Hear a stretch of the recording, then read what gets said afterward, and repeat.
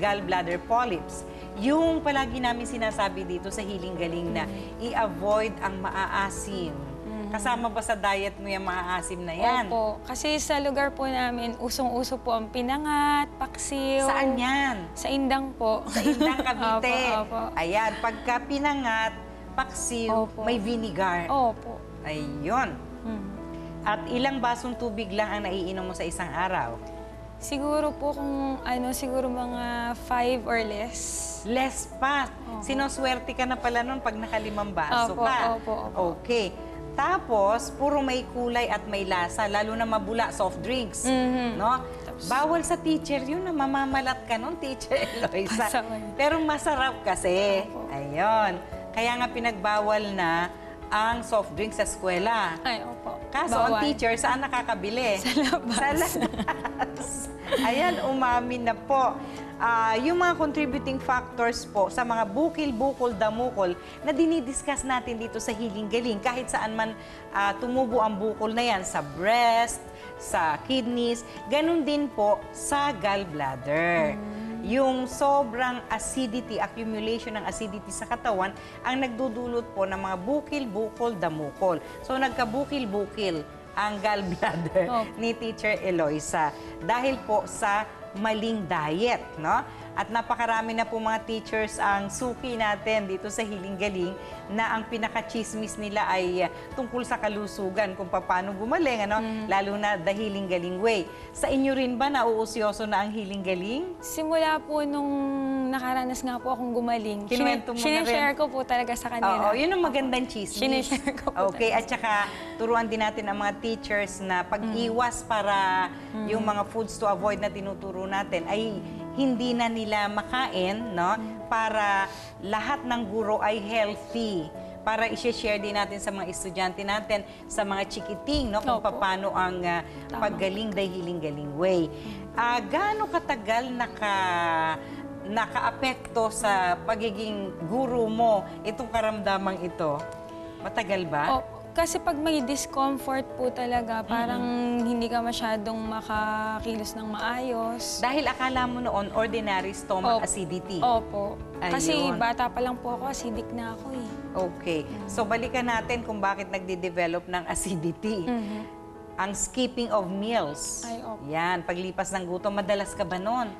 Yan po yung napapagalitan ako ng nanay at tatay Hindi ko. nakikinig sa nanay at tatay, no? Opo. So, huli na, may sakit na nung natuto. Pero at least gumaling pa din. Diba?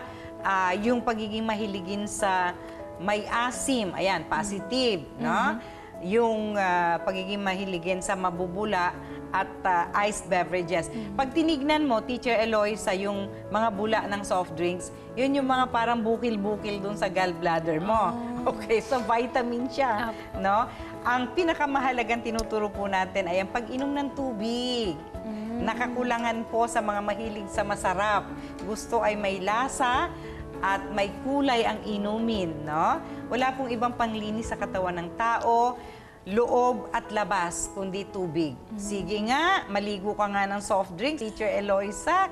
Kung bumango ka, lalanggamin ka, di ba? Okay, yun ang dapat matutuhan.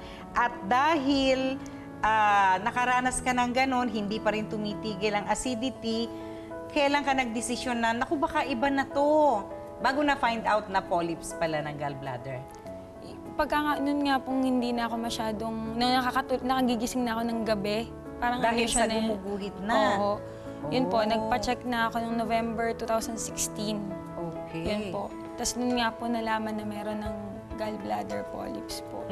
Opo. Hindi ka naman sinuggest na hindi naman nagsabi ang doktor na operahan? Sabi po, kapag yung sa time na yon, umiwas daw po muna ako sa makolesterol. Pero wala daw po munang gamot na irereseta para doon kasi wala naman daw po doon. Pero pag lumaki, after a year daw po, ang advice po para ma-prevent na maging cancerous pa, tatanggalin na lang po daw operahin talaga? Tatanggalin daw po yung gallbladder ko. Okay. So walang binigay sa yung gamot kasi wala naman daw gamot doon. At karaniwan na ay ang hinala ay dahil sa matataba. Opo, cholesterol. Ayun. So, tayo naman dito sa Healing Galing ay sobrang acidity naman, no? Kaya nung binago ang diet mo, ay gumaling naman. Opo. So, paano ka nakarating sa Healing Galing? Kung ikaw ay sa ospital naman nagpapakonsulta dati. Yung biyenan ko po kasi talagang avid viewer ng ako. Okay. Opo. Kala niyo po dalaga pa to, mukhang nene lang, pero may isa ng anak pala. Anong pangalan ni Bianan? Si Nanay Linda. Nanay Linda, happy healing morning po. Siya ang nagsabi sa'yo. Kasi po talagang nagigising kami sa morning na yun po yung gumigising namin sa amin nanonood ng Healing Galing tuwing Sunday. Opo. Okay. Tulog pa kayo, nanonood na si nanay. Opo. Kaya sabi niya pumunta ka sa Healing Galing. At doon ka nagpunta sa Healing Galing Dasmariñas Cavite Outlet. Opo. At ang practitioner natin doon, si Ate Joanne Magpantay. Opo, si Miss ano Joanne sabi ni po. Ate Joanne? Sabi nga po ni Miss Joanne, ay nga daw po, pwede po akong uminom ng Calcutab, serpentina, kasi sabi po niya, habang tinatanggal daw po yung polyps ko, meron daw po akong pain na mararamdaman. So, yun daw Kailangan pong ng serpentina. pain reliever. Okay. Tapos, at pang-prevent ng infection. So, Okay. sa madami pong bawal kasi na pagkain, yun naman po yung spirulina na... Yung, okay, Opo. pinainom ka rin Opo. para pampataas ng Opo. immune system. Okay. So, dito po sa mga nag-uusyoso at baka may similar condition po, no, katulad ng kay Teacher Eloisa, yung herbal calcutab po, ininom niya 10 tablets after meals, 3 times a day. Yun po ang pang-tunaw, pampalambot ng mga bukil-bukol damukol. At na-expel po yun sa katawan, no? Yung herbal serpentina tablet, ilan ang ininom mo naman? 6.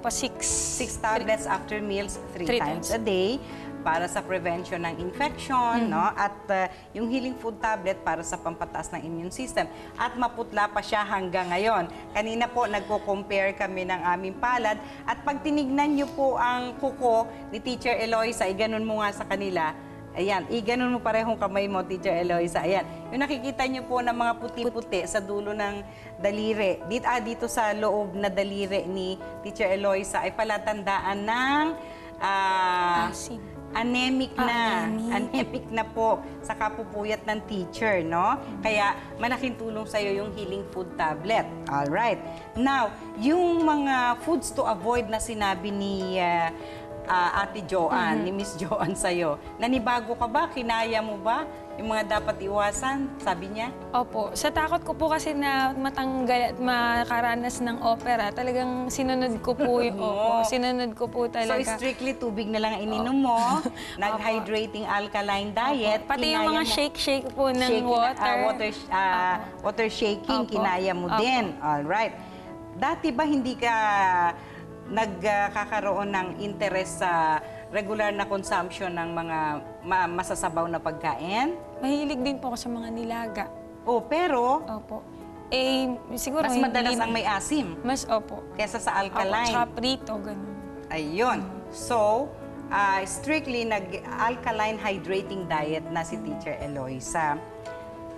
Gaano kabilis o gaano katagal bago mo nalaman na, ay wala na pala akong gallbladder polyps?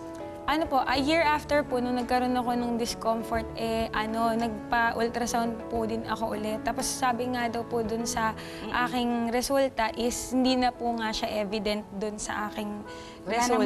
makita. Talagang sobrang naisip ko po agad yung healing galing kasi yun lang po talaga yung ininom ko. Ayun. Kaya po, Nakailang bote ka ng herbal calcuta? siguro po mga 3 o 4. 3 o 4 na bote lang. oo. Ganun po konti lang pagka